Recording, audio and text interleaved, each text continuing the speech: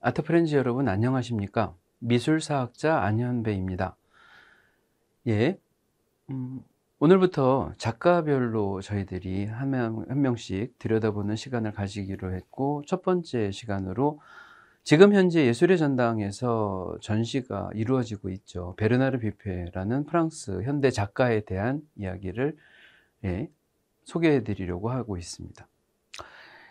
시작할 때 외롭게 걸어가는 인간의 초상이라고 제목을 달아봤는데, 이번 전시에서 포스터로 사용되는 그림이 이거로, 뭐 이거 말고도 몇 가지가 있기는 한데, 작가 자신을 피에로라고 생각하는, 그러니까 서커스에 등장하는 바보짓을 하는 사람으로서 본인을 뭔가 성격을 규정을 해버린 그런 그림이 될 것 같은데, 어, 아는 분들은 또 아시지만은 베르나르 비페저는 이번은 처음이 아니고 그 이제 지난 2019년도에 한 번 있었고, 또 그 전에 다른 세 사람의 작가, 그러니까 두 명과 함께 달리하고 당시 샤갈하고 같이 있었던 전시도 한 번이 있었어요. 그래서 아마도 예술의 전당이라는 서울의 특정한 장소에서 10년 정도 시간 동안에 연달아서 세 번을 소개가 됐던 사람인데, 그거 때문에 이제 전시가 앞으로 계속해서 진행이 되면서 조금씩 더 팬들이 많아지고 아는 분들이 많아졌던 그런 작가이기도 합니다. 지난번 광고 문구가 있어서, 지난번 전시 광고 문구에 뭐 레종 도네르, 프랑스에서 가장 높은 급의 훈장이죠. 그걸 두 번이나 수여를 받았고 20세기 최고이자 마지막 구상 화가다. 뭐 광고 문구를 다 믿어야 될 필요는 없지만 최고이고 마지막이고 한지는 잘 모르겠으나, 구상회화라는 것, 구상이라는 것이 추상에 반대되는 개념이에요. 그러니까 정확한 형식의 모델이 존재하지 않는 자신만의 생각으로 그림을 그리는 화가들을 추상화 화가라고 하고, 20세기의 대표적인 현상 같은 거죠. 그 이전에 모델을 놓고 나서 그리거나 풍경이나 뭐 정물이나 구체적인 대상을 통해서 그림을 그리는 것을 구상화라고 그러는데, 구상회화 작가입니다. 그런데 프랑스 정부의 유명 인사였어요. 어떤 내각으로서, 그러니까 하나의 문화부 장관 이런 느낌이 아니라 예전에 샤를 드골 시대 정부를 대표하는 인물이었었는데, 앙드레 말로가 프랑스 예술이 구상회화보다는 추상 쪽으로 나가야 된다고 정책을 잡은 다음에 이런 구상회화 작가들이 굉장히 떠내려가듯 뭔가 묻혀지고 그 가치를 인정 못 받았다, 이런 식으로 거기에 스토리가 하나가 더 붙습니다.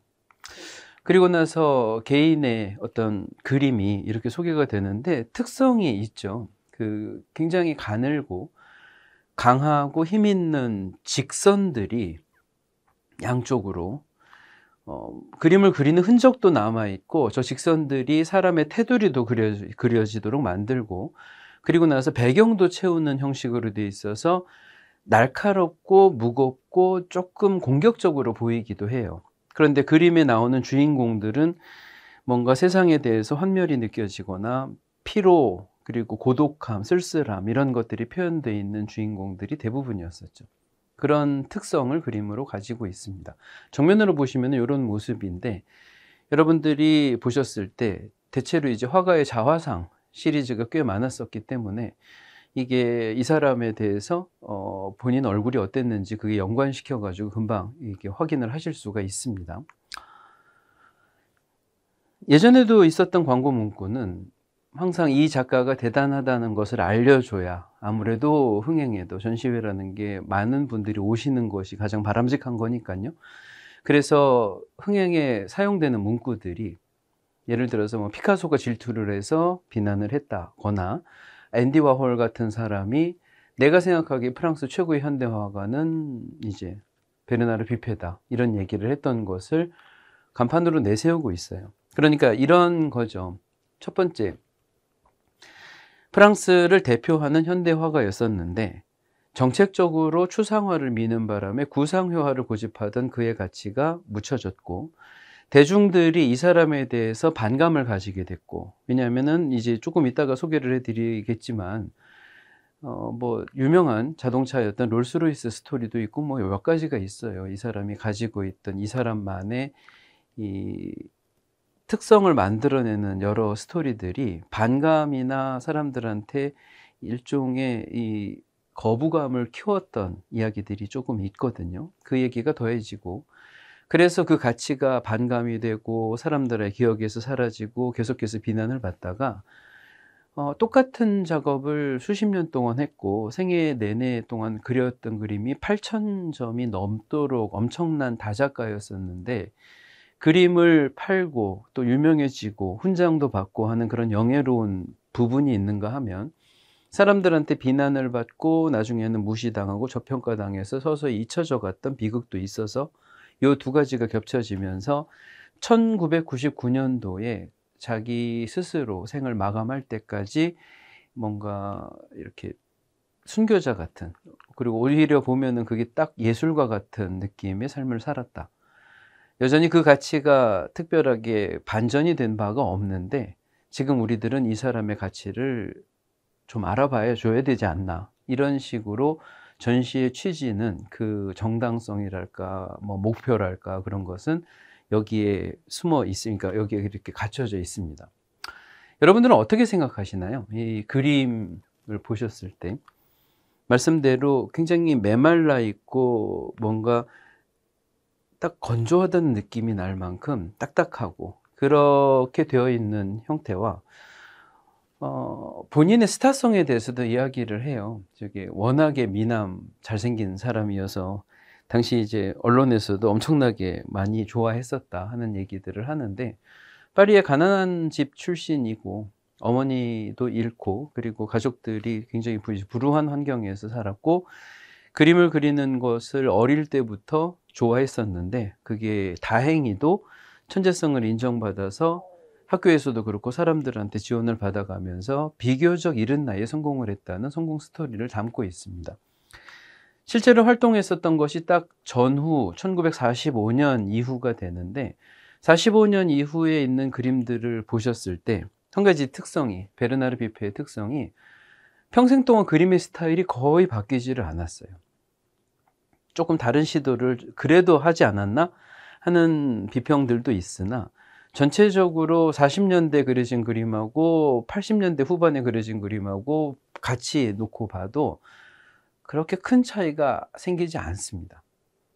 뭐 이런 경우가 드문 것은 아니에요. 따지고 보면 그 예전에 어떤 화가는 자기 그림을 다시 한번 리바이벌해서 비슷하게 그려놓은 적, 스스로 자기 복제를 하는 적도 있었고, 그리고 스타일을 바꿔봤다가 혼나고 대중들한테 이제 많은 애호가들한테 비난을 받은 다음에 다시 예전 스타일로 돌아갔던 여러 경우들이 현대에는 있었습니다만, 뭐 보시는 바대로 지금 이 스타일을 한번 눈에 익숙하게 받아들이신다면 나중에도 저거는 뷔페 그림이구나 하고 바로 발견하실 수 있습니다.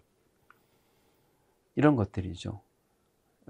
선적인 것을 강조를 하다 보니까 아예 그물로 선을 저렇게 그렸구나 하는 약간 이제 재밌다는 생각도 드는데, 창문을 그리거나 뭐 벽을 그리거나 벽에서도 일단 물감을 칠해 놓고 나서 그거를 긁어서 얇게 만드는 한편 이렇게 선이 남아 있도록 하는 구조로 그림을 그려 봤었습니다. 그리고서 요거는 가오리 시리즈라고 보통 물병, 가오리 이런 정물이라고 하는데, 저거는 뷔페의 독창성이 있는 것은 아니에요. 예전에 샤르댕도 저런 그림을 그렸고 이전에서도 프랑스 사람들은 물론이고 유럽의 대부분의 사람들이 정물을 그리게 되면은 저런 생선 물고기들을 목숨을 잃은 채로 걸려있는 정물을 그리는 경우들이 많은데, 그게 정물이 가지고 있는 여러 가지 의미가 내포된 요것들을 반복하는 작품들이죠. 그래서 새로울 거는 없으나 뷔페 스타일로 그려놨던 것들이 저렇게 있었다. 이번에 전시가 되는 그 바닷가재 뭐 그런 시리즈인데요.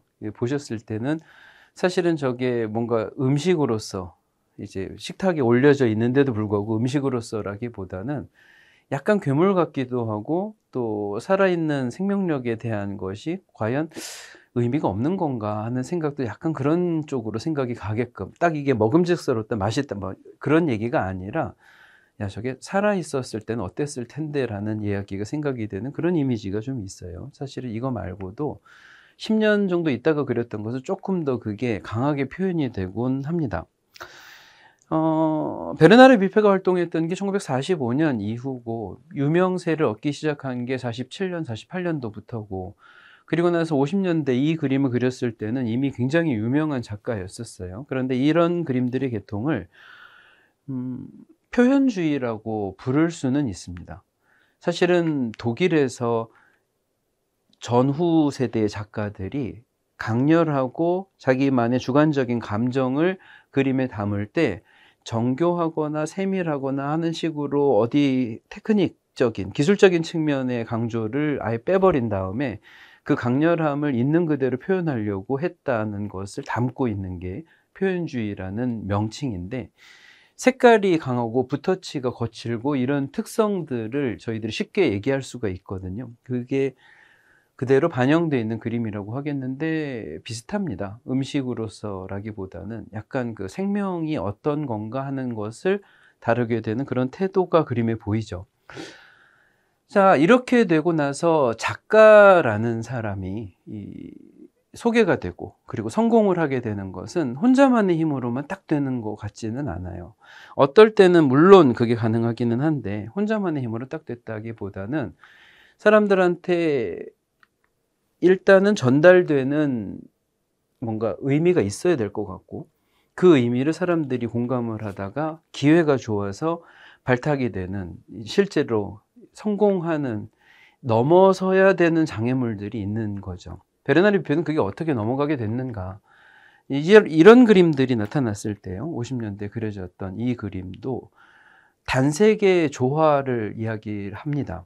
그러니까 이게 단색은 물론 아니에요. 여러 가지 색깔들이 섞여 있는데도 불구하고 워낙에 톤이 비슷하게 맞춰져 있고, 색깔의 느낌이 어둡게 또 집중적으로 어디에 힘이 들도록 표현이 되어 있다 보니까 여기 있는 검정색들이 안에 힘을 빨아들이면서 여기가 견고하고 또 굉장히 그 단촐하다 그럴까요? 그래서 엄숙하고 경건하고 소박해 보이는 하나의 풍경을 만들어내서 당시 전쟁 이후 세대 사람들한테 꽤 공감이 가는 작품이 됐었습니다.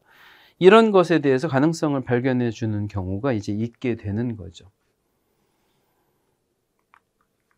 베르나르 뷔페가 누구한테서 영향을 받았는가 하는 것을 미술사를 하는 사람들은, 연결하는 사람들이 보통은 조르주 르오라는 화가입니다.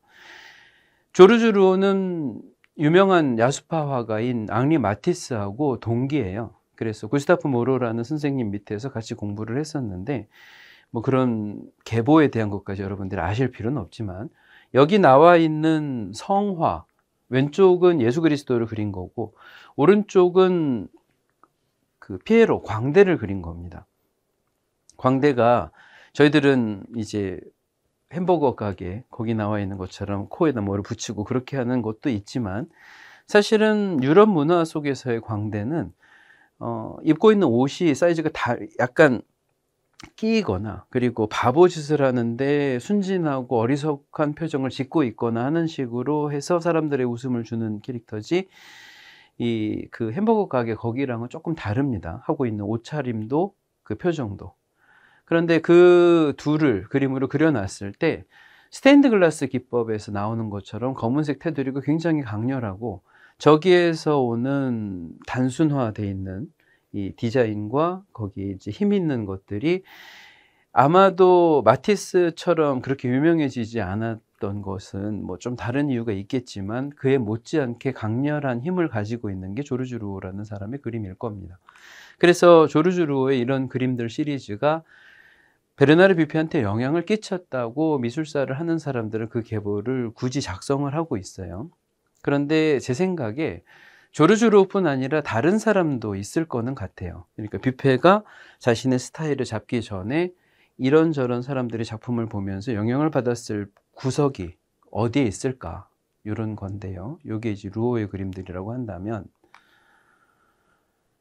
첫 번째로는 정말 독일 표현주의 작가들입니다. 키르히너라고 부르는 이 사람의 작품 속에서도 우리가 이제 대상을 볼 때 그 사람들이 가지고 있던 것을 저 직선으로 테두리가 있는 선 안에 딱 집어넣어져 있는 가운데 사람들이 예전처럼 굉장히 이제 아카데믹하다고 보통 이야기를 하는데 그 아름답고 균형이 맞게 그려졌다기보다는 자기의 개성을 담아서 이 사람의 성격이나 뭐 안 그러면 그 스토리가 보이도록 사람들을 몰아세우듯이 또 거기에 딱 규정을 그 형태에다 맞추듯이 그림을 그려 놓은 게 있고, 이쪽도 마찬가지로 상위 군인과 길에서 몸을 파는 여성들의 모습을 뭐 비대칭이기도 하고 이게 구성이 뭔가 앞뒷 부분이 잘려져 있는 것처럼 좀 답답하게 보이기도 하는데 그 바람에 저희들이 그림 앞에서 바로 끌려온 것 같은 느낌으로 보게 만들거든요.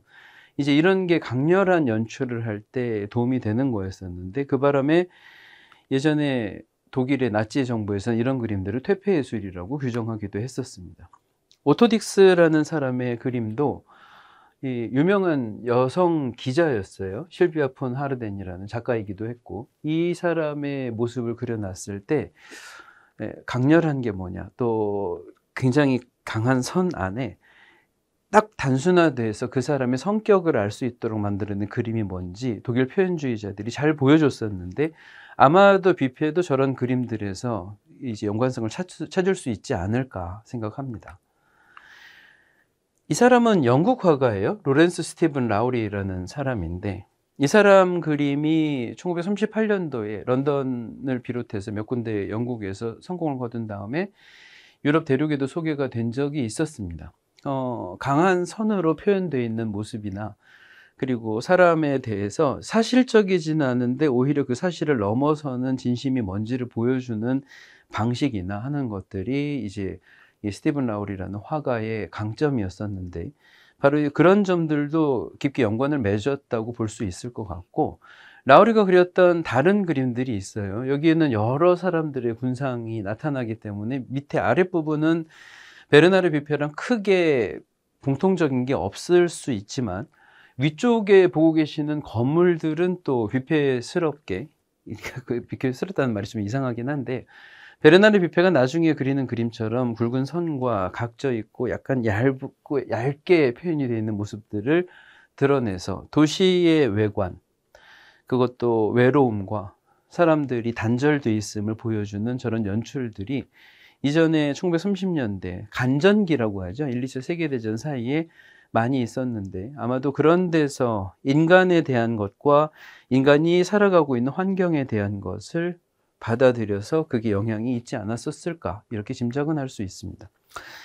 베르나르 뷔페는 사인도 멋있다 그러고요. 사인 안에서 그 사람 자체의 어떤 기질도 보인다고, 저거로서도 예술이 된다고 얘기를 하고 있는데 시대별로 조금씩 다릅니다. 뷔페가 가지고 있는 사인의 모습이 살짝씩 달라져서 요거는 완성형일 때 모습 정도가 된다고 할 수 있어요. 자, 이제 여기까지 얘기를 하면 저희들이 알 수 있는 거는 그거죠. 불우한 가정 환경에서 처음에 그림을 그리겠다고 마음을 먹고 다행히 재능을 일찍 인정받아서 조금씩 도와주는 사람들과 함께 그림 공부를 할 수 있었다. 그런데 젊은 작가가 자기가 누구에게 영향을 받은 것으로 보여지지만 어쨌든 자기 스타일을 만들어냈고, 아까 보셨듯이 자기 스타일을 만들어내고 그리고 나서 뭔가 기회가 있기를 누구나 바랄 때 그 기회가 외부에서 찾아오게 된다는 거죠. 이제 첫 번째, 베르나르 뷔페를 발굴했다고 할 수 있을 것 같아요. 뷔페 자신도 그렇게 생각을 했으니까요. 그래서 모리스 지라르당이라는 사람입니다. 이 사람이 아마추어라고 하는데 여기에서 아마추어는 프로의 반대말 그런 게 아니라 예술 애호가라는 소리, 이걸 너무 좋아하는 사람. 그래서 베르나르 뷔페 같은 젊은 작가들을 발굴하는 게 이 사람의 즐거움이었어요. 그래서 뷔페가 그렸던 그림의 초기에 반해서 이 사람의 그림을 엄청나게 사들이고 또 소개를 해주고 비평가들이나 다른 수집가들한테 소개를 해주고, 그래서 1949년도쯤이 되면은 그 당시에 이제 큰 전시가 있게 돼요. 그 전시에 자기가 거의 모든 것을 책임지고 파리에 선포를 하게 되죠. 우리에게 정말 촉망받을 수 있는, 그러니까 희망이 될 수 있는 예술가가 나타났다. 우리들이 관심을 가져줘야 된다. 이 전시가 뷔페의 인생을 굉장히 크게 바꿔놓습니다. 그리고 나서 1953년도, 저 때는 이미 뷔페가 프랑스 전체에서는 모르는 사람이 없을 정도로 알려졌을 때인데요. 1953년도에는 파리 시립현대미술관의 기증이 되도록, 자기가 베르나르 뷔페의 작품을 모았던 것을 유명한 것만 골라서 기증을 하게 돼요. 그것을 당시에 파리 시립현대미술관이 굉장히 기쁘게 받아들였죠. 그리고 뷔페한테는 정말 영광스러운 순간이었다고 역사가 기록을 합니다. 이건 이제 무슨 얘기냐 하면, 사실은 프랑스의 미술관들은 그게 어떤 것이건 이런 식으로 현역의 작가들의 작품을 바로 받는 경우가 잘 없어요. 물론 지금 여기에서 수집가를 통해서 그 작품을 받았다고 하지만, 뷔페라는 사람의 유명세가 그만큼 엄청났다는 것을 보여주는 반증이 됩니다. 정말 대단한 작가들도 사망 이후에 한동안 시간을 가지고 나서 약간 뭐라 그럴까요? 이제 대중들의 흥미나 이런 것들이 잔잔하게 가라앉았음에도 불구하고 이 작가에 대한 호감이 여전하고 중요하다고 믿을 때 이게 그 기증을 받는 건데, 지금 그것을 여러 개 뛰어넘어 버린 거죠. 그래서 모리스 지라르당이 줬던 그 그림들을 기쁘게 받아들이고 홍보를 하고, 그리고 그게 뷔페한테도 영광이 되고 했다는 것은 참 이례적인 일이라고 할 수가 있어요. 그만큼 뷔페가 사람들에게 인기를 끌었다. 50년대에 있었던 인터뷰 영상이 지금 있습니다. 유튜브에서도 여러분들이 찾아보시게 되면 이게 나오는데, 이 재밌는 몇 가지 요소가 있어요. 이때 당시가 뷔페가 유명해지면서 프랑스 전역에 자기 이름이 모르는 사람이 없을 그 시절이거든요. 그런데 한번 생각을 해보죠. 지금 보셨던 그림들이 그때 당시의 그림이에요. 그리고 그 그림들은 독특한 특성을 가지기는 했었는데 어느 방향으로 발전할지는 아직은 잘 모르는 때였었습니다. 그런데 이 사람한테 있던 어떤 유명세나 사람들, 대중들에 대한 관심은 아까 그런 유명한 그림 컬렉터이자 비평가이고 인맥이 굉장히 넓었던 사람이 이 사람을 밀어주면서 시작이 됐던 거였어요. 그리고 나서 대중들은 환호했죠. 이 속에 여러분들이 사실은 발견하실 수가 없는 한 가지 요소가 숨어 있는데, 프랑스 사람들은 당시에 조금 스트레스가 많았었어요.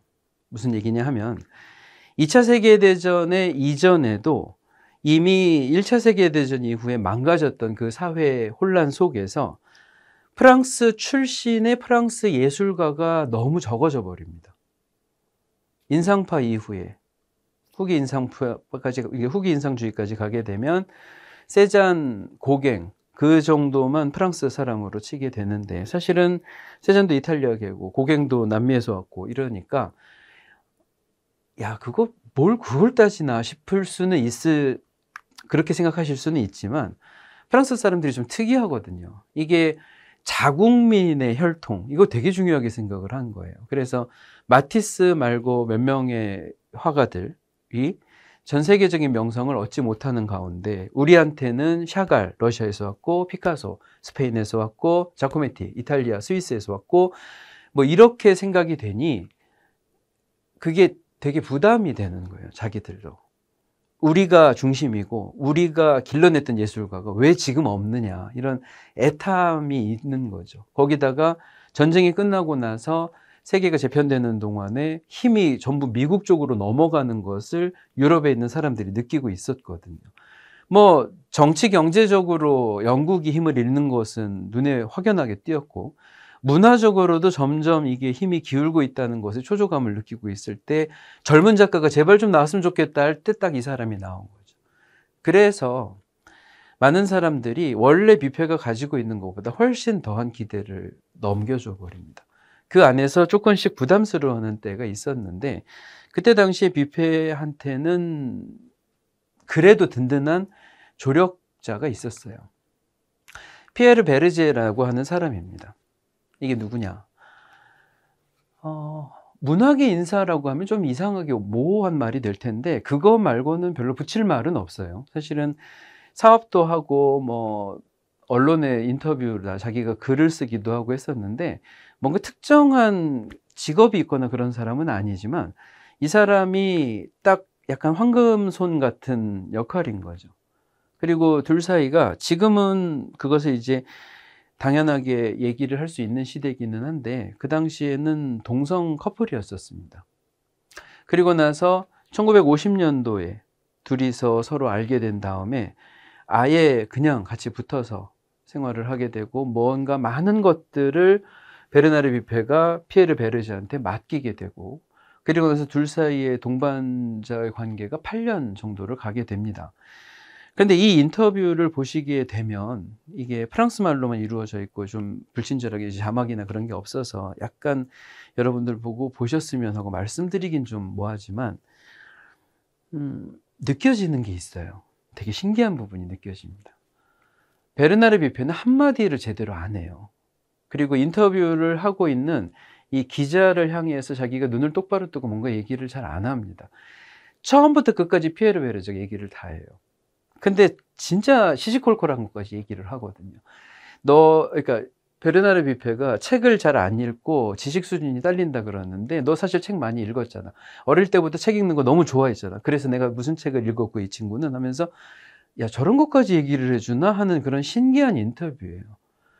언어를 모르셔도 보시는 동안에 아 이거 뷔페가 불편해하는데 하는 게 느껴지고 피에르 베르제 저 친구가 너무 많은 준비를 해서 자기 맘대로 사람을 약간 조종하는 거 아니냐 하는 생각이 들게 되는데 그 말이 당시 프랑스에도 나오기는 했었습니다.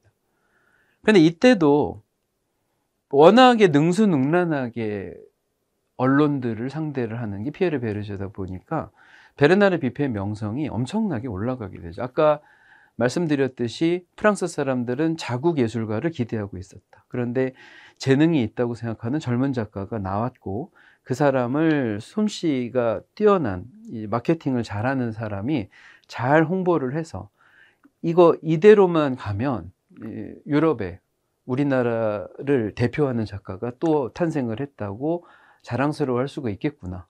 그게 앞으로 또 한 번의 우리의 문화의 부흥기가 오겠구나 하는 기대가 됐었다는 겁니다. 근데 생각대로 안 가죠. 생각대로 안 가고 둘이는 결별을 하게 돼요. 아마 그러니까 이 인터뷰에서 나왔던 태도였었으면 8년 간 게 더 신기하긴 한데 워낙에 뭔가를 잘해줘서 그랬을 수는 있으나 피에르 베르제는 이후에 다른 사람하고 동반자, 그러니까 자기 파트너가 바뀌게 돼요. 그게 이름이 특이해서 아마 많은 분들이 아실 텐데 요즘은 마크가 바뀌었어요. 생로랑으로. 그런데 이브 생로랑이라는 이분 디자이너였었죠. 당시 크리스티안 디올의 수석 디자이너였었는데 둘이서 커플이 돼서 이쪽도 동성 커플로서 20년 가까이 또 새로운 시간을 지내게 됩니다. 당시에 이제 문화계에서는 나중에 둘이서 결별을 하게 돼서도 이브 생로랑이 가지고 있던 많은 영향력과 대중적인 성공은 피에르 베르제가 만들어준 부분이 크다고 얘기를 할 만큼 솜씨는 인정을 받는 특별한 관계였었어요. 그런데 이 피에르 베르제가 사라졌던 자리에 베르나르 뷔페는 다른 사람하고 바뀌게 되는데 그 관계가 바뀌게 되는데 그게 이제 유명한 아나벨 뷔페라는 분입니다. 이미 젊은 시절에 한번 결혼을 했고 나중에 이혼을 한 다음에 둘이서 뭔가 돌싱 느낌이긴 한데 그래서 만나서 급히 사랑에 빠지고 바로 그에 결혼을 하죠. 그게 1958년도입니다. 그러니까 피에르 베르제도 헤어지고 이브 생로랑이랑 같이 지냈고 베르나르 뷔페도 헤어지고 나서 아나벨 뷔페랑 같이 지내게 돼요. 그 해 바로 결혼을 했으니까요. 그리고 나서 아나벨 뷔페가 말 그대로 뮤즈가 돼서 이 사람의 그림에 등장을 하고 조언을 아끼지 않고 그리고 본인도 예술가였었거든요. 작가이자 뭐 이렇게 여러 가지 점에서 자기가 쓰는 글도 있고 발표하는 것도 있고 여러 가지들이 있는데 그 중에 이제 대표적인 것이 여기 사진에 아시는 분들은 계실 텐데 프랑스와 사강 그래서 슬픔이여 안녕이라고 한국에 번역됐던 그 책을 썼던 그 양반하고 지금 친분이 있어서 같이 지내고 있던 문학의 인사였어요. 이제 이런 식으로 엄청나게 미인이었던 그 새로운 부인을 만나서 결혼을 하고 베르나르 뷔페가 문학의 유명 인사들급으로 바로 이제 격상이 돼서 그들과 같이 하고, 그러면서 그림들을 워낙에 열심히 또 그렸기 때문에 그 열심히 그리는 그림들이 하나같이 비싼 가격에 또 팔렸단 말이죠. 그래서 정말 젊은 시절에 부자가 되어서 이제는 사람들이 부러워할 만한 그런 요소를 가지고 있었다. 사랑하는 아내를 그림으로 그려서 저 그림들이 대중들한테 두 사람 사이가 얼마나 서로 사랑을 하고 독특한 느낌을 가지고 있는지도 볼 수가 있었다. 그래서 정말 승승장구하는 시대였었습니다. 그 당시 이제 그림들, 그리고 가수도 했었단 말이죠, 저분이. 그래서 영상으로도 남아 있어요. 목소리가 아주 그냥 저음으로 돼 있는 프랑스식 노래를 부르는데 한번 확인해 보셔도 재밌으실 겁니다. 그래서 이제 완전히 대중들한테는 그 느낌은 좀 달라요. 지금 저희들이 아이돌이라고 얘기하는 것과는 좀 느낌은 다른데 문화계를 상징하는 사람처럼 되어 있었죠. 그런데 이게 그리 오래 가지 않았습니다. 이런 정도의 관심과 비싸게 그림 팔리고, 그리고 행적들이 낱낱이 언론에 나오고 사람들한테 사랑과 관심을 받고 있고 하는 기간이 비교적 짧은 거죠. 그러면서 문제가 하나씩 불거지기 시작합니다. 뭐 짧게 얘기하고 넘어가겠습니다. 자기가 성을 사고요. 뭐 그런 성이라는 게 영국식의 그런 성이 아니라 프랑스식 성은 대저택이라고 그냥 보시면 돼요. 성을 하나를 사고, 그리고 거기에서 다른 사람들하고 조금 쉴 공간, 거리가 있어야 된다 생각하는 얘기를 자기가 하고, 그리고서는 보고 계신 이 자동차, 롤스로이스라고 하는 최고급 자동차였었죠. 저거를 구입을 해서 그림까지 그립니다. 그게 소박하고 검소해 보이는 정물과 쓸쓸하고 고독해 보이는 사람들의 인물화를 팔아서 유명해진 작가가 할 선택이냐, 이런 식으로 말이 만들어질 수 있는 환경이 돼버려요. 그거를 대체로 잘 방어하지도 못했습니다. 이런 식의 여론을요. 그리고 나서 그림은 10년 넘게 지금 똑같은 스타일로만 그리고 있다. 여러 개를 그리다 보니까 그게 예전에는 성실함이었었는데 아주 그냥 그림 팔아서 부자가 되려고 작정을 했나, 이런 얘기와 함께 저렇게 사치스러운 생활을 하고 셀러브리티 같은 삶을 살고 있는 것으로 여겨지니 사람들이 공격하기 딱 좋은 상태가 됐다는 거죠. 더구나 여러분들한테 1950년대 이후 60년대로 들어서게 되면 프랑스는 기존에 가지고 있었던 과거의 생각들, 그게 나중에 68년도 아주 그냥 큰 혁명으로 폭발을 하게 되는데, 이런 식의 과거의 생각과 아니면은 비슷한 식의 성공이나 또 부를 가지고 있다는 것이 비난의 영역 안으로 들어가게 됩니다. 그렇게 돼서 욕을 정말 많이 먹는 화가로 급변을 하게 돼요. 이게 베르나르 뷔페한테 독이 되는 것을 그 당시에 본인은 잘 몰랐었던 거라고 생각이 듭니다. 그래서 제대로 방어를 하지를 못했어요. 이런 부분들에 대해서. 그리고 나서 트렌드가 한 차례 크게 바뀌게 된 게 마침 딱 아까 말씀드렸던 문화부 장관에 대한 스토리였었죠. 추상과 구상의 구분과 사람들이 가치를 어디에 두는지에 대한 개념이 저 때를 기점으로 바뀌게 됩니다.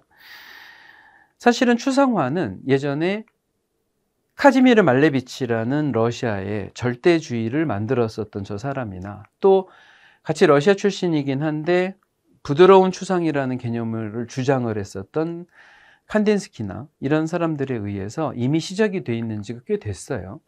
그런데 2차 세계대전까지 끝나고 나서, 그리고 특히 인류가 가지고 있던 역사에 대한 것이 인간의 발전이나 희망적인 모습이나 이런 것이 부정이 되는 그 순간부터 사람들이 가진 개념들이 철학과 함께 그림 안에 표현이 되면서 개개인이 가지고 있었던 것을 조금 더 모호하게 하는 선택이 더 각광을 받게 됩니다. 여러 가지 해석을 할 수 있어서 오히려 선택적인 폭이 넓어졌다고 하는 건데, 그 추상이 미국에서 인정을 받아요. 그러면서 프랑스는 어쩔 수 없이 우리도 저렇게 가야 된다는 선택을 할 수밖에 없다고 다들 그랬었어요. 그때 앙드레 말로가 정책적으로 이런 추상화 화가들을 더 키우게 됐다는 거죠. 당시에 베르나르 뷔페를 제외하고서는 구상화가가 특별히 인기 있는 사람이 별로 없었습니다. 그런데 그 당시에 컸다고는 좀 그렇지만 추상화가로 대표적인 사람은 첫 번째는 피에르 술라즈라는 분. 여러분들도 아마도 한국의 이승환 화백이나 또 김환기 화백이나 이런 분들의 작품을 보셔서 저런 앵포르멜 계열이랄까요? 이게 재질의 두께나 거기서 나오는 독특한 세계관이 표현되어 있는 저런 추상화들을 익숙하게 보셨을 텐데, 바로 딱 그런 사람이 돼서 프랑스 정부로서는 다행이라고 생각할 만한 그런 대비가 이루어져요. 그래서 피에르 술라제라는 분이 이렇게 그림을 그려놓은 것이 정부로부터 지원을 받게 되고 전 세계로 수출이 돼서 우리도 이런 사람이 있다 하는 대목이 딱 만들어지는 거죠. 작년에 몽펠리에를 가서 이분의 회고전을 다시 한번 봤었는데, 그 그림이 가지고 있는 스케일의 힘이라는 게 있어서요. 아마도 많은 사람들이 거기에만도 훨씬 설득이 됐지 않을까. 그게 베르나르 뷔페가 그리는 그림의 세계랑은 완전히 다르니까요. 술라즈 말고 이번에는 니콜라스 데 스타일이라는 러시아 출신이긴 하지만 사실은 프랑스 추상화의 최강의 멤버라고 할 수 있는 그런 사람입니다. 이 사람이 그려놨던 추상도 저 두껍고 독특한 질감이 나타나는 그림들이 많았었는데, 이런 그림들이 우리도 추상화에 또 어떤 미술의 수준을 얘기를 할 때 절대 수준 낮지 않은 철학적이고 또 모호하며 여러 가지로 해석이 가능한 이런 다층적인 그림들, 예술들이 있다고 주장하는 선에 들어가게 됩니다. 그러니 구상화로서 사람들이 누가 봐도 이거는 어떤 것 같아 하고 얘기가 나오는 것보다는 이렇게 수수께끼를 담고 있는 그림들로 대세가 넘어갔었을 때 뷔페를 비롯해서 구상화가들이 가지는 약간의 좌절감이랄까, 그 세대가 변했다고 생각되는 그 혼돈이 엄청 났겠죠. 그래서 추상화가로 대세가 넘어갔었을 때 뷔페는 스타일도 바꾸지 않고 끊임없이 자기 것을 거의 복제하듯이 그렸기 때문에 점점 더 대중들한테 그 비난의 강도가 커지게 된다. 사치를 부리지만 창의적이지 않고 노력을 하지 않으면서 그림을 그리고 오는 것은 매번 비슷하다. 여기에서 안 되겠어, 얘를 버려야 되겠다 하는 생각이 들었다. 요거입니다. 뷔페가 존경했던 화가 중에는 렘브란트하고 쿠르베가 있다고들 이야기를 합니다. 왼쪽의 그림이 렘브란트의 그림이에요. 이 정육점에 소를 달아놓은, 소가 가지고 있던 강인한 생명력이 순식간에 사라진 틈에 이렇게 고깃덩어리만 남아 있었을 때 우리가 느끼는 당혹감에 대한 것을 여기가 표현을 하고 있어서 생이란 유한하며 우리가 가지고 있었던 집착이라는 것이 쓸데없는 것이다라는 것을 보여준다고 해석하는 경우도 있습니다. 렘브란트 그림이 꼭 그런 것은 아니겠지만 뒤에 있는 후배 화가들은 여기에 영향을 크게 받았었어요. 그래서 여기 있는 게 이제 샤임 스틴이라고 몽마르트르에서 그림을 그리던 유태인 화가의 작품에서 그 강렬함이 또 나타나고, 요거는 지금 이쪽에 있는 것은 샤갈의 그림이고요. 렘브란트한테 영향을 받은 게 틀림없는, 그리고 정말 유명한 화가죠. 프란시스 베이컨도 저렇게 그림을 그렸고, 오늘 우리가 다루고 있는 베르나르 뷔페도 마찬가지입니다. 무슨 생각을 했을까? 이 측면에서 이제 구상화라기보다 이 안에도 분명히 철학적인 게 담겨져 있었을 텐데 이 사람은 무슨 생각을 했었을까? 세태가 바뀌는 것에 대해서, 또 자기가 거기에 적응하거나 변화를 꾀하는 게 아니라 끊임없이 자기 고집대로 가는 것에 대해서, 여전히 이제 그림값은 비싸고 악명이라 할지라도 유명한 것은 비슷하기 때문에 거기에서 오는 자기 정체성이 약간 뭔가 이제 압박감으로 넘어가긴 한다고 할지라도 크게 달라진 것은 아니었던 것 같은데요. 이런 그림을 그릴 때 이 사람이 무슨 생각을 했었을까? 잠시 한번 상상을 해보게 만들죠, 저희들이. 거기에 대해서 이제 한 가지만 더 말씀을 드리면, 프랑스 사람들이 가지고 있는, 이거는 글쎄요, 제가 이제 살았었기 때문에 그걸 느껴서인지는 몰라도 이런 게 좀 있습니다. 한 가지 예를 들어 볼게요. 프랑스 오픈 테니스 경기가 있어요. 롤랑 게로스라고, 홀랑 게로스라 그러는데, 거기에 남자 파트, 그게 이제 클레이 코트라 그래서 이제 흙으로 돼 있는 진흙을 쫙 깔아서 하는 테니스 경기거든요. 거기에 우승자가 프랑스 사람이었던 게, 국적이 프랑스 사람이었던 게 지금 거의 제가 알기로 40년이 넘어갈 겁니다. 예전에 야닉 노아라고 자신들이 식민지에서 있었던 그들, 지금 이런 표현이 참 위험한 표현이지만 유색인종, 그러니까 프랑스 백인이 아닌 사람이 우승을 한 이래, 그 전에도 별로 없었고, 야닉 노아가 그나마 국적은 프랑스였기 때문에 거기까지 인정해 줄게 해서 우승한 다음에 이후에는 계속해서 뭐 페데러랄까 나달이랄까 이런 사람들이 우승했던 기록을 어쩔 수 없이 계속해서 가지고 있어요. 이게 정말 프랑스 사람들한테는 자존심 상하고 상처가 되는 일입니다.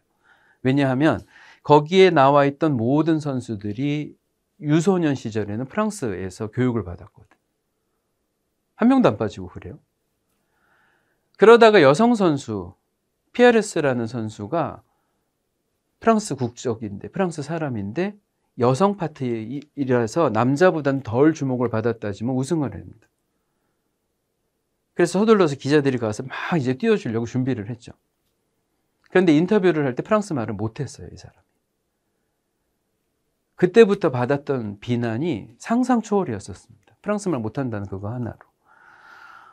젊은 사람들이 요즘은 영어를 더 쓰는 것을 자랑스러워하고, 예전처럼 뭐 영어로 물어보니까 프랑스로 대답하더라, 이런 식의 얘기는 관광지에서는 이젠 더 이상 통하지 않지만, 여전히 프랑스 사람들이 가지고 있는 이 국제적으로 자신들이 인정받지만은 그 속 안에는 국수주의가 들어가 있는 이 신기한 개념을 사실은 조금 감안을 해 주셔야 돼요. 그걸 이해해 달라는 말씀이 아니라 그것을 아시는 순간 뷔페가 받았던 애정에 반비례해서 증오가 커졌다고 생각하는 게 맞는 얘기입니다. 철저하게 외로워하셨죠. 왜? 세계적인 예술가로 성장하지 못했으니까. 피카소는 그렇게 다 했는데, 우리가 저 친구 키워준 적도 없이 전 세계적인 예술가가 파리에서 됐는데 너는 뭐 하는 거야? 이런 겁니다. 베르나르 뷔페는 그 속에서 살았었어요. 과하지 않다면 이해가 가는 이야기이긴 합니다만, 문제는 이게 되게 과하다는 거죠. 프랑스에서 직접 겪게 되면. 그래서 본인이 가지고 있던 이 자신의 몸도 이렇게 살과 피로 나눠져 버리는 이런 경우가 생겨버리게 되죠. 그 외에 자기 얼굴을 볼 때도. 예술가들이 어릿광대로 자기를 동일시하는 것은 베르나르 뷔페만 그런 것은 아니었어요. 이전에부터도 많은 시대에 그랬었습니다. 왜냐하면 자신들이 바보짓을 하는 게 알면서 해야 되는 거거든요. 대중들은 그것을 원하고 그걸로 자기가 직업이 되니까. 그러니까 자기가 아무리 슬픈 일이 있어도 사람들은 웃겨야 하고, 자기가 슬퍼하고 있을 때 사람들은 좋아하는 상황이 생기는 것, 이게 광대들과 자신 예술가 화가들을 동일시하는 이 일종의 맥락이었습니다. 그런 측면으로 보시면 돼요. 이 베르나르 뷔페가 그렸던 저런 그림들이 가지고 있는 슬픔이랄까. 벗어나면 될 거 아닐까? 스타일을 좀 바꿨었으면, 오히려 젊었었을 때 그랬으면 어땠을까? 맞는 말입니다. 아마 좋은 평가를 받을 가능성이 다른 사람보다 더한 지원이 있고 애정이 있었을 때, 그런 시도가 있었다면은 괜찮을 것 같아요. 그런데 뷔페는 그런 선택을 하지 않았죠. 그것으로서 너무 욕을 먹을 일은 근데 또 아니지 않나, 이런 생각이 저는 있기는 합니다. 정신 나간 사람들 시리즈가 어릿광대 서커스 시리즈와 겹쳐져서 표현이 됐던 저런 그림들도 특별히 저게 어떤 연도에 그려져서 무슨 변화가 있었을까 하고 감안을 안 하셔도 됩니다. 거의 비슷해요. 계속해서 비슷한 그림을 그리죠. 예전에 뷔페가 사망한 다음에 아내 되시는 아나벨 뷔페가 이제 뉴스에 나와서 인터뷰를 하시는 거를 본 적이 있는데, 한 가지, 그러니까 항상 여유롭게 대답을 하시다가, 이분이 말씀도 되게 잘하시는 분이어서 여유롭게 대답을 하시다가 딱 한 부분에서 굉장히 신경질적으로 대답하신 게, 사람들이 우리 보고 논다, 똑같은 것만 그리면서 반복만 한다, 돈에 미쳐 있는 인간들이다 라고 얘기를 하는데, 당신들이 그럼 8,000개를 그려보든가. 내 남편은 처음부터 끝까지 하루에 10시간씩 하루도 안 빠지고 그림을 그린 사람이다. 그 스타일이 변화를 주건 어쨌건 간에 그 사람은 자기 선에서는 최선을 다했다라고 그 부분에만큼은 굉장히 목소리에 힘이 들어가 있었거든. 자, 이제 그런 판단을 한 겁니다. 그 판단이 어떻게 느껴지시느냐에 따라서 여러분들이 뷔페의 그림을 보시면서 나는 그래도 괜찮을 것 같아. 나는 그건 좀 아닌 것 같아요. 판단하실 수는 있으실 겁니다. 네, 이런 그림들이 쭉 이어집니다. 좀 사이즈를 크게 만들기도 했었어요. 신기하게도 종교화도 저렇게 그림을 그린 적이 있었는데 약간 그 애니메이션 같다 그럴까요? 조금 그런 독특한 특징들을 가지고 있습니다. 광대들을 그리는 것은 뷔페뿐 아니라 피카소도 있었어요. 피카소도 이런 그림들이 유명하게 있고 세잔도 그랬었고, 예, 뭐 야수파에서도 이런 식으로 되어 있었습니다. 자, 이제 광대들이 등장하는 것이 뷔페만의 특별한 것은 아니었고, 전쟁의 여신이 사람들을 죽이고 있는 2차 대전에 대한 체험이 있어서 이런 그림을 그렸다고 설명은 하고 있는데, 이런 식의 끔찍한 그림들을 전시한 적도 있었는데요. 이게 또 뷔페만의 특이한 점도 또 아니었어요. 문제는 다 거기서 비롯되죠. 어디선가 본 적이 있는 그림들입니다. 과연 본인은 그림을 열심히 그리고 자기 나름의 색깔을 유지하고 있다. 그리고 한 번도 그 성실함을 배반한 적이 없다. 근데 그게 과연 다일까? 이 정도의 차이에서는 판단을 하실 수 있으실 겁니다. 뷔페는 이후에 자기가 비난을 많이 받았을 때 70년대에 잠시 주제가 바뀌어서 풍경화 쪽으로 비슷하게 간 적이 있었어요. 자기가 좋아하던 곳이 브르타뉴 바닷가였었고 어머니랑 어렸을 때 가본 적이 있다고 해서요. 아마 이번에 서울 전시에서도 저 브르타뉴 바닷가를 그린 그림들이 몇 가지가 보이실 겁니다. 그리고 사는 곳이 파리라서 파리 근교래서 파리에서 벗어난 적이 없는 파리의 풍경들을 참 많이 담았습니다. 그러니까 이 사람 그림을 보자면 성격이 대충 이해가 가요. 빨리 보고 그걸 열심히 그림으로 그리고 그것만 생각하는 거죠. 보고 계신 것은 파리 바스티유 옆쪽에 있는 보주 광장이라는 곳입니다. 이제 르네상스식의 건물 아파트로 쭉 지어져 있는 이 공간인데 이게 뷔페의 그림이고 실제는 이런 모습이에요. 그러니까 실제의 이미지보다 뭔가 더 날카롭고 외로운 이미지가 들어가요. 뷔페의 그림 속에는. 그것을 알기에는 더 인상적으로 바뀐다고 할까 그런 느낌입니다. 차례차례로 에펠탑과 요거는 생자크 탑이라 그래서 예전에 큰 순례를 가는 순례객들을 여기에서 왕이 뭐 배웅하기도 했었다 그러는 그런 특별히 역사적인 장소이고, 요거는 몽마르트르에 있는 몰랭드라 갤레트라고 하는 곳입니다. 이것도 다 전시가 돼 있으니 여러분들이 아마 확인해 보실 수가 있을 텐데 실제 풍경은 이렇거든요. 물랭들라 갤레트나 생자크 탑이나 에펠탑. 보고 계시는 이런 광경을 뷔페가 이렇게 그리는 거죠. 조금 더 가늘고 얇고 뭔가 군더더기가 빠져 있는 저 이미지. 저게 강렬한 어떤 시대를 대표하는 이 사람의 작품 기간이 있었다면은 아마도 훨씬 더 높은 평가를 받았을 것 같습니다. 요거는 예술의 달이 뽕데자르에 있었던 그러니까 우표로 요즘 사용도 안 되고 제가 단어를 까먹었네요. 그리고 요거는 사크레큐어라 그래서 저쪽에 성심성당 몽마르트르 위쪽입니다. 이게 지하철 파리 2호선 쭉 지나갈 때 옆쪽에 있는 아파트들을 그림으로 그렸던 거. 이런 풍경화들에 주력을 했었어요. 이거는 베네치아의 산마르코 광장, 그리고 여기 베네치아 여러분들 많이 한번 보셨죠? 여기로 지나가던 뭐 그 돈주왕이 뭐 마지막으로 바라보던 뭐 무슨 광경이다는 그 풍경을 그린 건데 하나같이 굉장히 날카롭게 떨어지는 곡선 안에서 건축물들을 잘 그려놓은 곳을 보실 수가 있어요. 그러니까 사람으로서도 독특한데 건축물로서도 충분히 뷔페는 자기 특성을 드러내고 그림으로 그려놓고 있습니다. 나중에는 이제 주제들을 선택을 하기 위해서 요거는 줄 베르느가 썼던 소설인 해저 이말리 그 책에 여기 잡혀있던 사람들이 잠수함 노틸러스를 통해서 바깥을 보고 있는 광경, 그 안에서 이제 그 있었던 모험 이야기. 안 그러고 일리아드 오디세이를 그림으로 그려놓은 것도 있었죠. 저런 게 꽤 크기가 큰 그림으로 나타나서요. 이건 오디세우스, 이것도 키르케를 만났던 이런 장면들이 고전에서 가지고 온 것을 그림으로 그리는 경우들도 있었는데, 하나같이 캐릭터들은 비슷한 모습을 가지고 있어서 그게 누군지를 금방 알도록 하고 저 선으로 얇게 그려져 있는 표현 방법은 여전하다. 그런데 이게 프랑스 자국에서는 인정을 못 받지만 일본에서 인정을 받게 돼요. 기노시타 이치로라는 사람이 그림 컬렉터로 유명한 사람인데, 시즈오카 현에다가 프랑스에도 없는 뷔페 미술관을 지어줍니다. 73년도에 저게 있었고, 그래서 이런 작품들을 소장을 하고 있어서 그때 당시 뷔페가 너무 감사해서, 감사하는 마음에 일본 그림을 이렇게 잘 그려주기도 했다.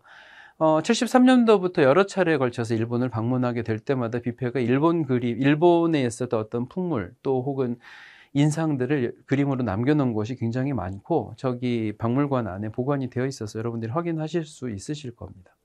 그리고 미술관이 보관하고 있는 그림 중에 이렇게 예수 그리스도의 순환기가 들어가 있는 작품도 있어요. 그리고 나서 1991년도, 당시에 이제 소련이 러시아로 바뀐 지 얼마 안 됐을 때인데, 그러니까 러시아에 두 개 큰 도시가 있죠. 상트페테르부르크, 저때 당시 레닌그라드라고 불렸었습니다. 그리고 모스크바, 수도인. 베르나르 뷔페 회고전을 하게 됩니다. 회고전이라는 게 이 사람의 전체 인생을 통틀어서 대표작들을 모아가지고 순서대로 어떤 방향으로 보여지는지 전시를 하는 건데, 저 전시가 굉장히 크게 인기를 끌어요. 일본에 이어서 러시아도 뷔페를 굉장히 사랑하게 됐다. 그 다음 해 자기가 감사의 마음을 담아서 에르미타주 미술관을 그려가지고 기증을 했는데, 지금 에르미타주를 가시면 이 그림을 보실 수가 있습니다. 한동안은 못 가겠지만 이렇게 된 것을 이렇게 만든 거죠. 근데 하늘 있는 쪽을 잠깐 보세요. 저는 저 색깔을 표현하는 방식에서 뷔페가 구상화뿐 아니라 조금 저거를 더 밀고 가봤으면 어땠을까 하는 생각에 조금 아쉬움은 있었습니다. 당시 이제 러시아에서는요, 포스터를 이렇게 만들어줬었다고 하죠. 요거는 레닌그라드, 상트페테르부르크, 그리고 요거는 모스크바에서 있었던 뷔페 전의 포스터예요. 그런데 두 나라는 왜, 일본하고 러시아는 왜 뷔페를 그렇게 좋아하게 됐을까 하는 점이 살짝 좀 궁금증이 생기잖아요. 그 궁금증에서 이런 얘기를 할 수 있을 것 같습니다. 저도 이제 생각을 해봤는데, 프랑스에는 이제는 선입견이 너무 세졌어요. 새로운 것도 아니고 수십 년 동안 자기들이 봐왔죠. 그렇게 욕을 먹어도 전혀 바뀌지 않을 고집스러운 사람. 그래서 더 욕을 하는, 마치 그게 당연한 것처럼. 그렇게 되면서 이 사람의 가치에 대해서 전혀 고려하지 않는 굉장히 딱딱한 느낌의 그러니까 경직화되어 있는 그런 여론이 있었는데, 러시아나 일본은 그런 식으로 편견을 가지고 대할 수가, 그러니까 그럴 필요도 없었죠. 그래서 그 그림을 그대로 보는 거였는데, 저희들로서는 인정하기 좀 그렇지만 일본 사람들은 뷔페가 가지고 있는, 아까 보셨던 그 껍데기가 벗겨져 있다거나 사람이 너무 이렇게 불쌍하게 보여질 만큼 얇고 뼈만 남은 것 같은 그런 건조하고 기름기가 빠져있는 정물과 풍경과 사람들의 그림이 전후 세대 자신들이 입었던 피해와 거기에 생기는 트라우마하고 비슷하다고 판단을 했다고 합니다. 그렇죠. 저희들로서는 그게 누구 때문인데 하는 생각이 사실은 들기는 하는데, 일본 사람들은 그런 판단을 했었다고 해요. 생각해 보시면 고질라라는 이 괴수 영화가 현대에는 사이즈 때문에 미국에서 각광을 받는 신기한 현상이지만, 사실 그때 처음에 나왔을 때는 핵전쟁을 자신들만 겪었다는 피해의식 때문에 나타났던 괴물이었단 말이죠. 그런 측면으로 그들의 피해의식하고 뭔가 연관이 되어 있다. 소련, 러시아도 마찬가지예요. 그러니까 이 사람의 그림이 표현하고 있는 것은 상처받은 사람들이 느낄 수 있는 공감 같은 거죠. 그게 꾸준히 시대를 거슬러서 여전히 이어지도록 그리고 있다. 러시아 전시에는 카지미르 말레비치랑 비슷한 점이 있다고 소개가 됐대는데, 사실 그거는 좀 아닌 것 같습니다. 그리고 나서 나중에는 이목대리라고 불러요. 이제 저게 프랑스 학술원 회원이 됐다는 얘기인데 거기까지도 올라가긴 합니다. 물론 여전히 사람들은 비난이 훨씬 많았었지만. 베르나르 뷔페의 마지막 해 작품들입니다. 원숭이 시리즈라고 하는데 베르나르 뷔페 전을 여러분들이 가서 보시면 좋을 것 같다고 생각이 드는 게 한 가지 이유가 있다면 이제 뭐가 있냐 하면 이렇게 보여드려도 충분히 강하잖아요. 지금 굉장히 강한 느낌이 드는데 약간 각도를 달리해서 이쪽의 질감 쪽을 한번 보시겠어요? 물론 이 그림이 오지는 않았습니다만은 뷔페 그림에서 느껴지는 게 저 두껍고 처음에는 얇았었는데 나중에는 점차 두꺼워지면서 마치 어떤 경계선에 있는 그림같이 거기에 느껴지는 에너지나 자신만의 감정 같은 게 사실은 그 안에 표현이 되어 있기 때문입니다. 그것은 이렇게 잘 찍힌 사진으로 본다고 해도 조금 아쉽죠. 실제로 보게 됐었을 때 느끼는 감정들이 나타나거든요. 화가가 그렸다. 이렇게 있는 질감이 보여지는 부분들이 여러분들이 한번 눈으로 확인을 해 보시는 것이 좋을 것 같다. 마지막 해 브르타뉴 바닷가를 그렸던 거예요. 풍랑이 심한 장소에서 저게 꼭 죽음을 의미한다고 보진 않습니다만 마치 이제 고흐의 까마귀가 있는 밀밭 같은 그런 느낌은 조금 들죠. 그리고 저 해골 시리즈, 그리고 이 그림을 그리고 나서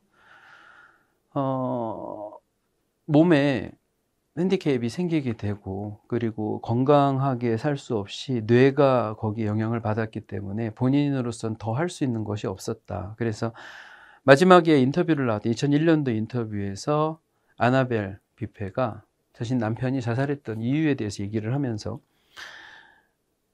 본인으로서는 어쩔 수가 없었다. 자기는 그림을 그리는 것이 생명이었고 그게 유일하게 사는 이유였었는데 그것을 하지 못하게 됐었을 때 그가 인생을 마친 것은 어쩌면 당연하다. 그것은 목숨을 끊은 것이 아니라 이 시간을 다 했다라고 표현을 하고 있어요. 그리고서 이해한다. 자기는 최선을 다해서 거기에 소진을 했었으니까 라고 생각을 하는, 그러니까 자기 말을 이어갔는데 그 속에서 어쩔 수 없이 슬픔 같은 것은 이제 느껴지게 되죠. 자신의 남편이 처음에 보다 그런 기대를 뭐 해달라고 한 적도 없는데 그게 기대가 됐다가 아주 그냥 땅바닥에 사람을 갖다 그렇게 내동댕이를 치고 비난을 하고 마치 전부 다 욕해도 되는 양 밀고 가버렸던 것에 대해서 자기들은 괜찮다 그러죠. 그게 괜찮을 수는 없었겠죠. 그런 식으로 한 명의 예술가가 이제 세상을 떠났고 그리고 그 작품들이 엄청나게 많이 남아있기는 합니다. 여전히 가치를 제대로 인정받지는 못한다는 생각은 사실은 좀 들지만요. 그때 당시에 아나벨이 근데 그런 얘기를 했었어요. 그림을 그릴 때 고독감과 슬픔과 고통 같은 것을 묘사했다 그래서 그 사람의 생애 자체가 그것만 있다고 생각하는 경우들도 있더라. 사람들이 가진 오해 중에서. 그래서 이렇게 투사 그림을 그린 게 몇 가지가 있는데 이게 생과 사의 뭐 그런 경계선이라고 얘기를 하지만 사실은 자기 아내였던 아나벨을 거기에 주인공으로 저렇게 의상을 입혀서 그려놓은 적도 있었어요. 웃음과 즐거움과 여유와 그리고 관찰을 통해서 얻어지는 슬픔, 인간의 좌절, 그리고 자기가 느끼는 외로움, 모든 것은 섞여 있다. 그게 인간의 이야기니까 라고 얘기하고 싶어 했었습니다. 그러니까 저희들은 예술가의 한 명을 되게 독특한 그림을 그렸고 평생 또 그걸 이어갔고 자기는 변한 게 없는 것 같은데 명성은 최고를 달리다가 아주 밑바닥으로 내려가서 오히려 비난을 샀던 그런 롤러코스터의 인생을 살았던 한 명의 작가를 보고 있는 거죠. 근데 저는 여기에서 베르나르 뷔페라는 사람을 소개를 할 때 이게 지금 현재 벌어지는 전시, 굉장히 여러분들이 접근하시기 좋을 만한 장소에서 이어지는 전시여서 좀 더 자세하게 설명을 드리고 하기는 했습니다. 근데 여기 부분에서 한 가지 좀 아쉬운 거는 있어요. 저는 베르나르 뷔페라는 사람에 대한 호불호를 떠나서 이 사람이 가지고 있는 그림의 세계를 지금 여러분들한테 전달을 해 드려 봤고, 부족하나마 여러분들이 뷔페가 이래서 이런 그림을 그린 거구나, 언제 어떻게 해서 성공을 했고, 누구를 만나서 도움을 받았고, 누구와 같이 인생을 나누면서 성장을 해 갔고, 끝까지 자기가 하고자 하는 것들을 꾸준히 이렇게 했고, 그게 뭐 비극이건 아니건 그거는 각자 보는 측면에서 좀 다르겠지만 생을 그런 식으로 마감을 했고, 작품들이 이렇게 있어서 우리가 그걸 볼 수 있다, 요거를 정리를 한 셈입니다. 그런데 예술가에 대해서 과연 그렇기 때문에 위대한 화가냐, 훌륭한 화가냐, 대중들이 잘 보지 못하는 점을 우리가 알아서 너무 안타깝게 생각해야 되는 그런 화가가 이 사람인 거냐? 저는 그런 생각이 들지는 않습니다. 물론 이분을 사랑하고 아끼는 분들도 계실 거고, 이 사람의 그림을 보면서 뭔가 공감이 가고, 그리고 굉장히 인상 깊은 전시였었다고 좋아하시고 기뻐하셨던 분들도 당연히 있으십니다. 그런데 저는 좀 아쉬워요.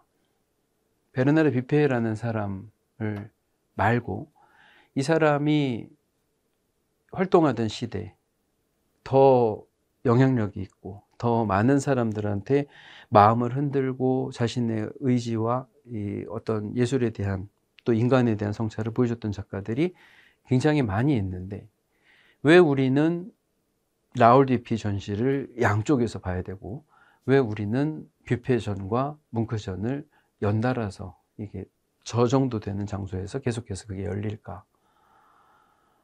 앞으로 해결해야 되는 문제일 겁니다. 그리고 여러분들이 관심을 가지고 보셨던 전시에 솔직한 마음을 담아서 이거는 좋다, 이거는 아쉽다, 이게 더 있었으면 좋겠다 하는 요구들이 목소리가 되어야 우리들도 전시를 우리들의 가지고 있는 열정의 수준에 맞게 열 수 있지 않을까. 기회가 모든 사람들한테 공평하진 않습니다만 저희들이 조금 더 다채롭고 조금 더 공평해야 된다고 생각이 들어요. 베르나르 뷔페는 그러면은 사람들이 감동했던 이유가 과연 어디에 있는 걸까? 그것도 제가 고민을 해봤는데, 지금처럼 이루어지는 전시에서 이 정도의 자기의 생을 정말 최선을 다해 살았던 사람 정도의 무게감이라면 아마 그걸 공감하고 가까이 관찰하실 수 있는 기회 동안에 이 사람하고 생각이 거의 이해가 되는 순간을 맞이하실 것이고, 그러면 당연히 안타까워지실 것이고, 힘을 어떤 응원을 해주고 싶었는데 그게 안 되는 느낌을 받으셨을 겁니다. 그런 예술가가 참 많습니다. 앞으로 소개시켜 드려야 될 그런 예술가가 참 많아요. 모든 사람들이 거장은 아니고 모든 사람들이 명작만 남길 수는 없겠죠. 그럴 필요도 없을 겁니다. 다만 저희들이 어떤 부분에서 그 사람의 작품 하나에 감동할 수도 있고, 그 사람의 인간 자체는 그 사람 인간은 좀 안 만나도 될 것 같아, 이게 만나고 얘기하고 싶은 그런 성격은 아닌 것 같아 생각하실 수도 있으나, 그 사람이 치열하게 싸우고 발견해냈던 것이 우리들을 깨우쳐 줄 때도 당연히 있을 겁니다. 좋고 훌륭한 사람이 좋은 예술가가 될 수 있다, 이거는 조금 편협한 생각이 아닐까. 피에르 베르제라는 사람과 관계에서 동성애 코드가 빠진 채로 그냥 지고지순한 사랑 이야기로만 이 사람이 소개가 된다거나, 안 그러면은 남들은 다 모르고 본인은 너무 진지했는데 그것이 받아들여지지 않았던 나쁜 사회가 있었다거나, 그런 측면으로만 보기에는 예술가들의 삶이라는 것은 굉장히 다채롭고 그리고 사실은 인간적입니다. 그래서 저희들은 이 사람의 예술이 어떤 거는 마음에 들고 어떤 거는 뭐 계속 반복돼 가지고 약간 좀 아쉽기는 하고 그런 점이 있네요. 그래서 이 사람을 자세히 볼 수 있었던 기회가 이번 전시를 통해서 있었고, 또 설명을 들으시는 동안에 그게 그런 뜻이었구나 하는 것도 이해가 됐는데, 더 많은 사람들을 찾아보기로 하죠. 더 좋은 사람들을 또 만날 수가 있겠죠 하는 식으로 첫 번째 발걸음을 다음 쪽으로 빨리 옮겨갔으면 좋겠습니다. 뷔페전은 많이 남지는 않았는데요. 한번 좀 오리지널한 작품들을 직접 볼 수 있고 작가에 대한 것을 이해할 수 있는 시간이기를 기대하면서 들러주시면 좋을 것 같고, 앞으로 우리나라에 직접 들어오는 작품들이나 그러면은 여러분들한테 꼭 소개시켜 드리고 싶은 작가들을 통해서 예술가들의 스토리를 하나씩 하나씩 연결해 나가보도록 하겠습니다. 오늘 들어주신 분들 감사드리고요. 또 다른 시간에 반갑게 뵙도록 하겠습니다. 감사합니다.